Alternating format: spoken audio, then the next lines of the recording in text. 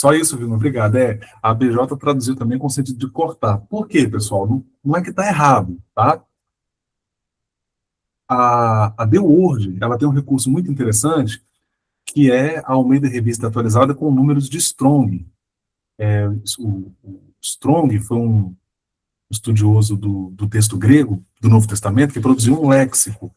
Para quem não sabe, pessoal, léxico da Bíblia, o léxico ele é um tipo de dicionário, mas ele é um dicionário linguístico. O enfoque dele é no sentido das palavras, não necessariamente com seu sentido histórico, cultural, ele está buscando o sentido etimológico das palavras, tá? E aí é um recurso bem interessante. Vocês conseguem visualizar aí, gente? Por exemplo, aqui na palavra corta, reparem que tem um sinalzinho de mais aqui. Tá vendo aqui, ó? Vocês conseguem visualizar? Dê um joinha para mim aí. Olha que bacana. Quando você passa o cursor em cima, ou clica, ele vai abrir aqui na lateral. Ele abriu aqui na lateral para mim, ó. A definição da palavra conforme o texto grego. E aí ele coloca para mim a grafia original, que é isso aqui, ó, e a transliteração. Lembrando que transliteração é quando você troca as letras, né? Na verdade, transliteração é isso, você trocar as letras do idioma original, na grafia do idioma original, pelas letras equivalentes no idioma para o qual se está traduzindo. A palavra que se forma, normalmente, é estranha para nós, mas existe uma tradução para ela, tá? A palavra grega seria airo. O que significa airo? A primeira definição que ele coloca, olha que interessante, gente. Levantar, elevar, erguer. Levantar com o sentido de levantar do chão. Olha que interessante. Pegar, por exemplo, pedras, né? Outra definição, ligada aí à noção de levantar. Erguer, elevar, levantar, por exemplo, levantar a mão. Pode ter também o sentido de içar. Exemplo, içar um peixe. Ele dá o exemplo aí, né? Içar um peixe. Uma segunda definição possível, tomar sobre si e carregar o que foi levantado, levar. Uma outra definição, uma terceira definição ele coloca, levar embora o que foi levantado. Ou seja, mover do seu lugar. Aí agora ele coloca, cortar ou afastar o que está ligado a algo.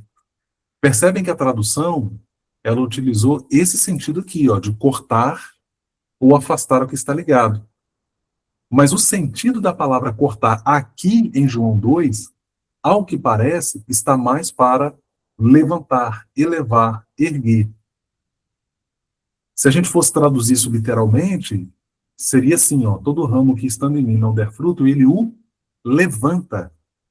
Aí você pergunta assim, Rony, mas qual a explicação para isso? O que isso quer dizer? Levantar? Como assim levantar um galho? Aí vem a necessidade de você pesquisar pelo pano de fundo histórico e cultural. Aqui é cultural também, né? Mas o pano de fundo histórico disso aqui está, claro, no universo agrícola, porque a passagem está tomando como exemplo o cultivo da videira, essa árvore, né, a videira, ou essa planta, né, a videira, está usando a imagem dela para falar de frutificação espiritual, de estar ligado a Cristo, né? E quando você vai pesquisar como era o cultivo da videira no Antigo Oriente Médio, você descobre que, de fato, era uma prática dos viticultores fazer o quê? Eles levantavam os galhos. Por que eles levantavam os galhos? Era uma forma de cuidar da planta para que ela produzisse mais.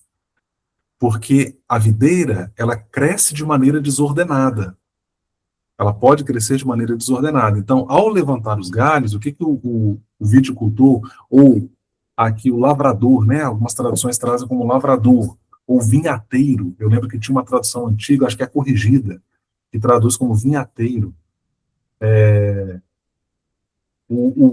Por que ele levantava os galhos? Por algumas razões. Uma delas é justamente para que os galhos não cresçam de forma desordenada e se embolem.